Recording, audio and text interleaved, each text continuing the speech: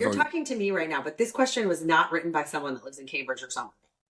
oh, no, no. Oh, I thought you were talking about yourself. I No, apologize. no, no. No, I no. apologize. See, I love that because this is another person's life situation that sounds very similar to mine. I Yes, agree. right. But this is not my personal life advice question. Okay. All right.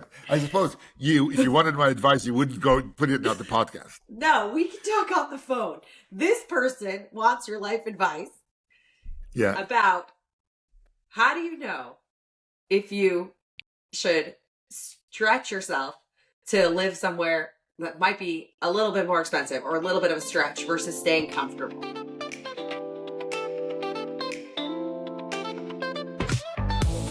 Yes. So now I'm back and I'm ready for our listeners. And you even swam before this, so we don't need to do cardio prep. I even swam. Yes, absolutely. I am an animal. Okay, well, welcome to our podcast. This is Life History and Everyday Bullshtick, and I am Heddy Benatar, and this is our father-daughter podcast with my dad, Professor Doron Benatar, and we're going to talk a little bit about history, and at the end, we'll get into some life advice. Hi, Eddie. Okay. How do you like my new glasses? Oh my God, they look great. How did you pick that little black with a tint of red on it? I picked it straight out of this brochure called the Internet. Yes. And why did you pick something with a little color? Because glasses are boring. So Okay. I have to wear glasses anyway. So I always try to find something, silly. Okay. Well, it looks great. The thing that I wanted to ask a little bit for you to tell our listeners about, I'm thinking a lot about the current close look at government spending. And it makes me think about two things. One, has there ever been a time where we actually did make major cuts in government spending before? Because we actually don't know if what's going to come out of this is going to be cuts in government spending yet. We don't know. But Right. obviously there is a review of current government spending. And I'm wondering if there have been, other controversial reviews or big government cuts. And so I thought those would be some interesting things for you to talk about today. Sure.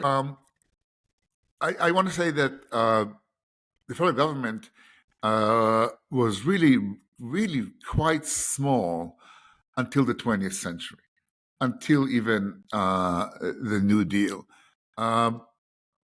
In fact, for its first 70 years or so, Washington, D.C. was at best a village of government officials and impoverished people who came for government handouts. The government budget was very small. In fact, there is a case in which we slashed the government budget significantly, and that is when in 1800, Thomas Jefferson defeats John Adams and the Federalists, and comes to the to the presidency and says, no, we don't need any more taxes. The taxes that Hamilton imposed are not necessary. The domestic taxes. We can use the tariffs that we have to fund the government completely. And he does that, and initially it works out really well because, the first Jefferson administration was quite lucky. It benefited from the very robust financial system that Hamilton created. It benefited from the wars of the French Revolution that suddenly created demand for American shipping and American exports and so forth. And so the revenue level was quite high. It benefited from the rebellion of the slaves in Saint-Domingue that led to France selling Louisiana to us for $15 million and so forth. So in the first term, everything, and there were others, but everything that Jefferson touched turned into gold. But in the second term, Jefferson's luck ran out. And a series of events created a real need for government intervention. And the government infrastructure that he destroyed, because he said we don't need domestic taxes, we can just live off tariffs, was not there. Because in 1808, Jefferson, as part of the events leading to the War of 1812, declares an embargo on England. An embargo means that the United States will not trade goods to England. Obviously, English shipping to the United States declines too, because you don't want to come one leg of the trip across the Atlantic without any cargo. So it's basically, really undermined the volume of trade in a significant way. And the government had no money, didn't run out of money. And it had to, after the War of 1812, it had to take measures that reestablished the Hamiltonian system. The government was bankrupt in the War of 1812. The British conquered Washington, D.C., and did the barbecue in the White House, while the President of the United States rode into the hills of Virginia looking for a refuge, and people did not want to hide him because they were afraid of the British. The War of 1812 was a catastrophic war for the United States.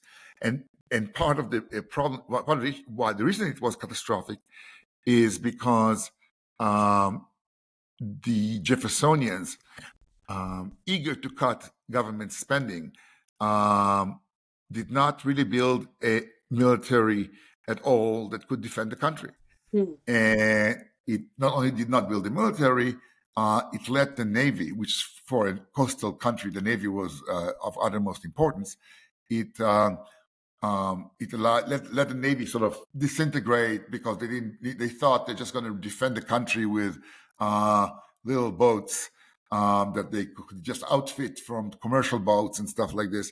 And so the United States was humiliated in the War of 1812. I mean, the fact that they, in American history books, they don't tell it. They focus on Jackson's victory in New Orleans, which really made no difference whatsoever. And so the government basically went bankrupt. And so to rebuild it, the Bank of the United States that was allowed to expire was reissued, and it stabilized the economy. Okay. After the War of 1812, they had to go back to Hamiltonian economics or whatnot. What did that actually mean? Like, people were taxed, it was taxed at a low rate. Like, what was the setup there? Well, what it really meant was first of all, the creation of a Bank of the United States. A national bank allows you to direct the flow of capital into the economy. And this is perhaps one of the most important tools that the government has. Today in the United States, it's not a government agency, it's actually independent, it's called the Fed. But initially, Hamilton created it as the first Bank of the United States, and then Madison let it expire in 1811. And then after the War of 1812, Madison reissues it. They still don't build an internal system of taxation. But what they do is they pass a tariff that is quite high. And the tariff is going to be the way the government is going to fund all the operations until the 20th century. Only in 1913, the income tax amendment passed that allowed the federal government to tax our income. Before that, the federal government's main source of probably only source of revenue was tariffs. I did not realize that the whole source of revenue was tariffs. Well, it's not. I mean, it's things that, they put other taxes on other items and stuff like this. But income tax is only in the 20th century. I mean, you can have state tax and a tax, and you have property tax. There's a variety of other taxes. Tariff is not the only source of federal revenue, but it's definitely the most important one.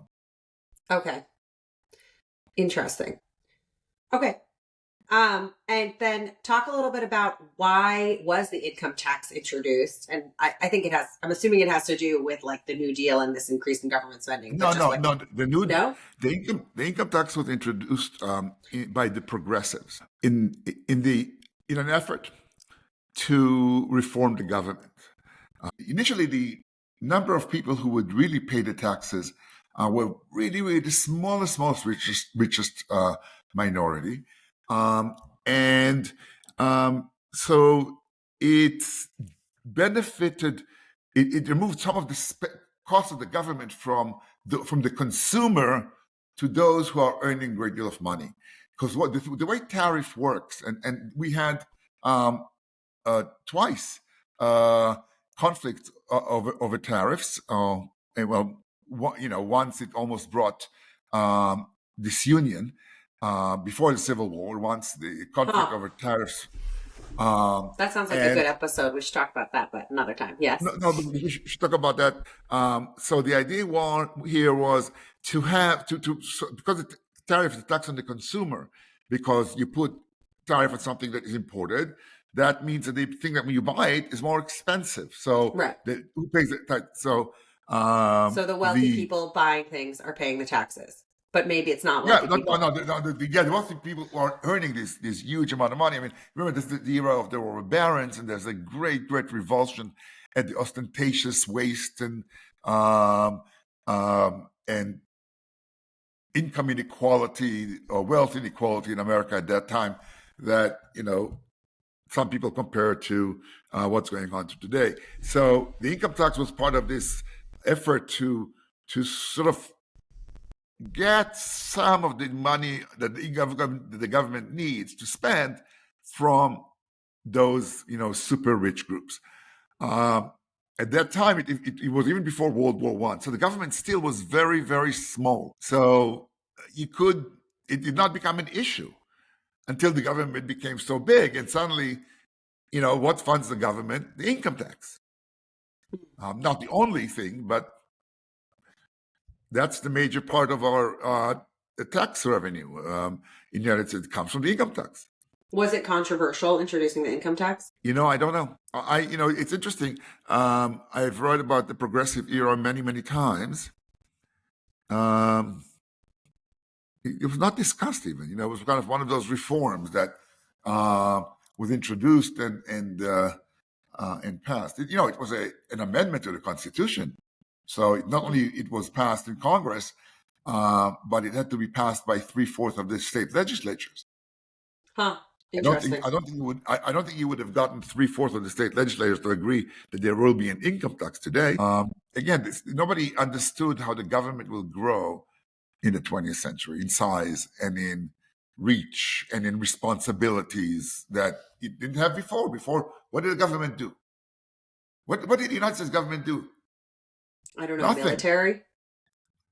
And who are we going to attack us? Mexico or Canada? Mm-hmm. Okay, but there was still, I'm sure, military spending. Really? Okay. We need a navy. We need a navy. We need a navy because and a small military. But that's all the expenses of the government. What other expenses the government was supposed to do? Mm-hmm. What else does the federal government do? I mean, this was, I guess, not a time where the federal government would do something like making sure people have food on the table or education.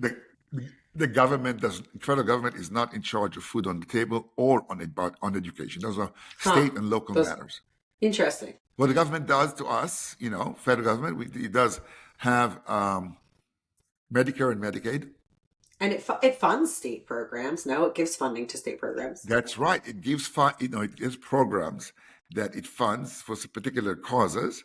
Sometimes some of them are for environmental concern, development concern. It gives agricultural subsidies. It engages in a very complex set of policies based on priorities, and it's become kind of the great regulator of everything. Ronald Reagan famously said in the 1980s, government does not offer the problem, government is the problem. And the whole idea was that great bureaucracy creates great spending, and this spending, this deficit is going to destroy the financial stability of the world. This deficit spending, and it may still happen. It hasn't happened yet. Did Reagan successfully, impact cutting government programs? No, Reagan. It's a typical Republican story. What is it? Is the Republicans, since the New Deal, are the party that opposes government spending and deficit spending and warns against it. But every time a Republican candidate is elected president, he continues Democratic policies. He says he's going to cut taxes and cut spending, but he doesn't. He actually enlarges the government. Every Republican politician enlarged the government. And the most absurd of all is Ronald Reagan.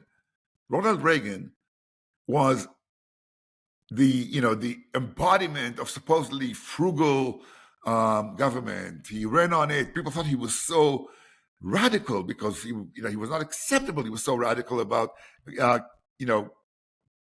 running as government as a balanced budget. And he comes to government, becomes president, and what does he do?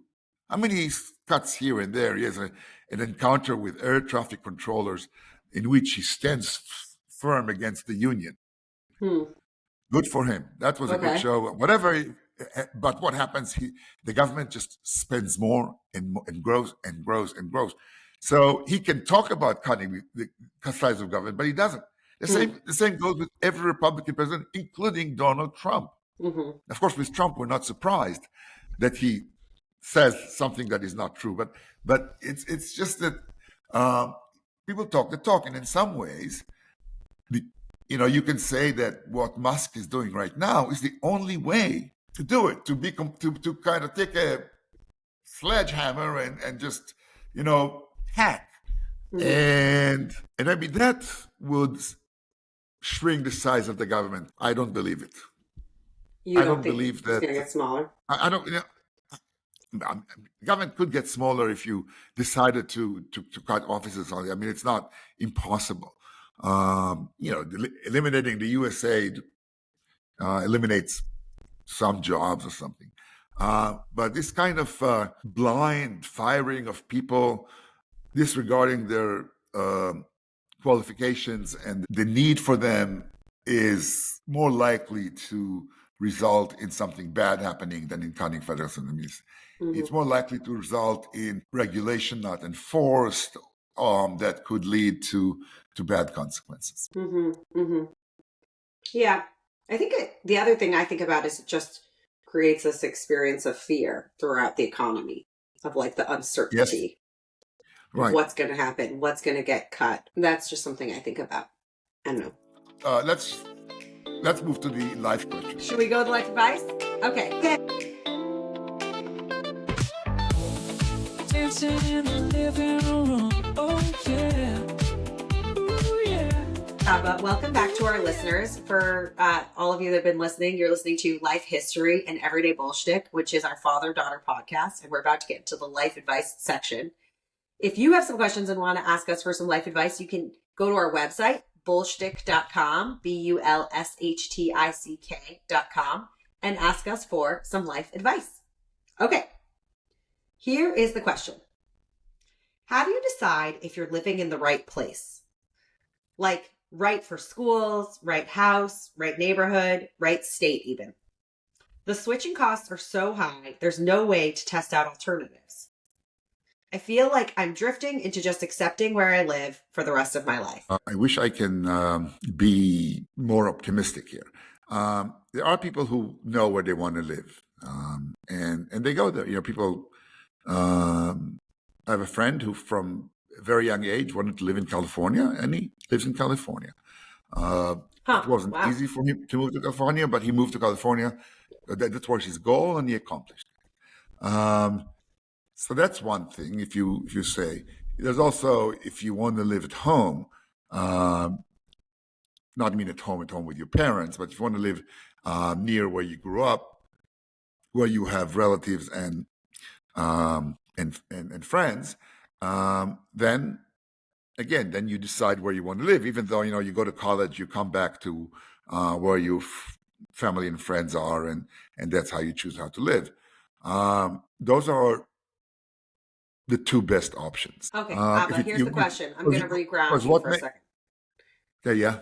Okay, I'm going to reground you in the question again. How do you know? Because you're talking about like, oh, you moved, da da da da da. Here's the question. How do you know where's the right place to live? You've said two factors. You've said either you just know there's a place you want to live, or there's Right. family. What are the things you think people look for? And you've seen lots of people move around and go different places.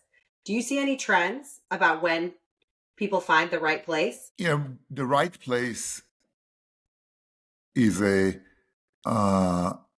tricky question, because where people end up is not necessarily the right place. It's just where they end up. So I think this is part of the fundamental question for you, because I think you probably don't think there is a right place to live.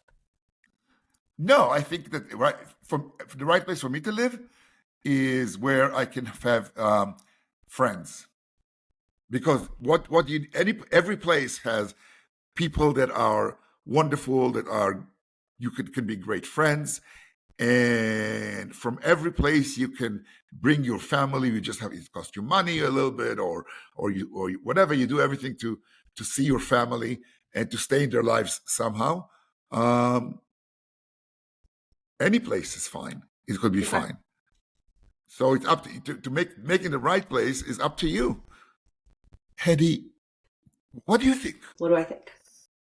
I haven't formed an opinion yet. Let me think about it for a second. See, that's my great strength. I form opinions without thinking. Yes, it is. I think the right place just provides some basic fundamentals from my perspective. Where do you feel like you can get a job that you can use to support yourself?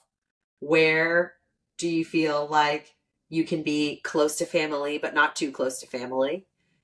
And around people that you think you'll enjoy meeting and spending time with. So I think that gives a lot of people a lot of options. For us, that doesn't give us a lot of options. It gives us one place to go.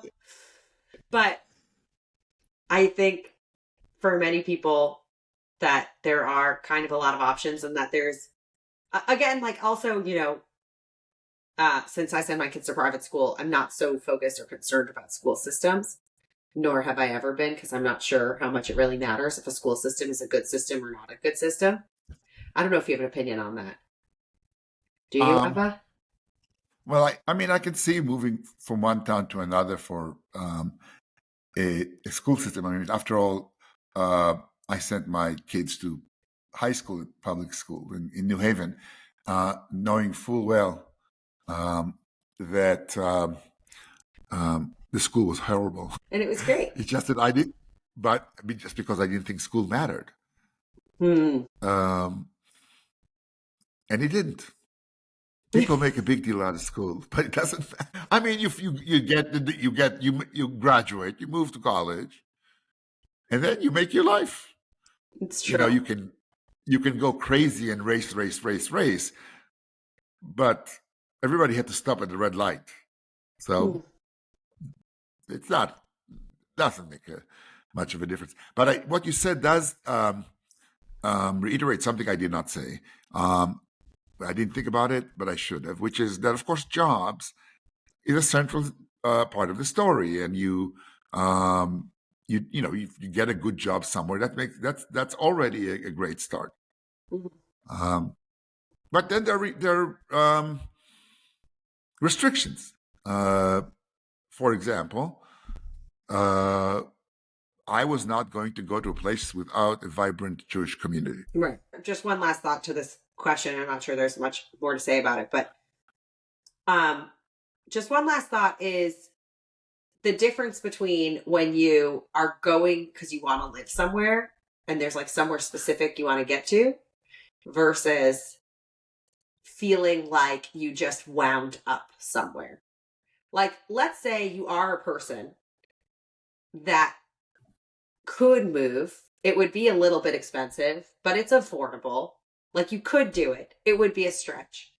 How do you decide if you should do that thing, which is move to a bigger, a little bit more expensive place that stretches things, versus just stay with more security in a place that's going fine and has potential, but isn't someplace you're in love with?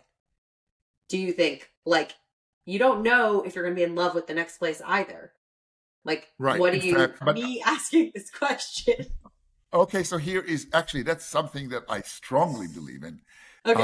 and that's it. That is absolutely stretch yourself.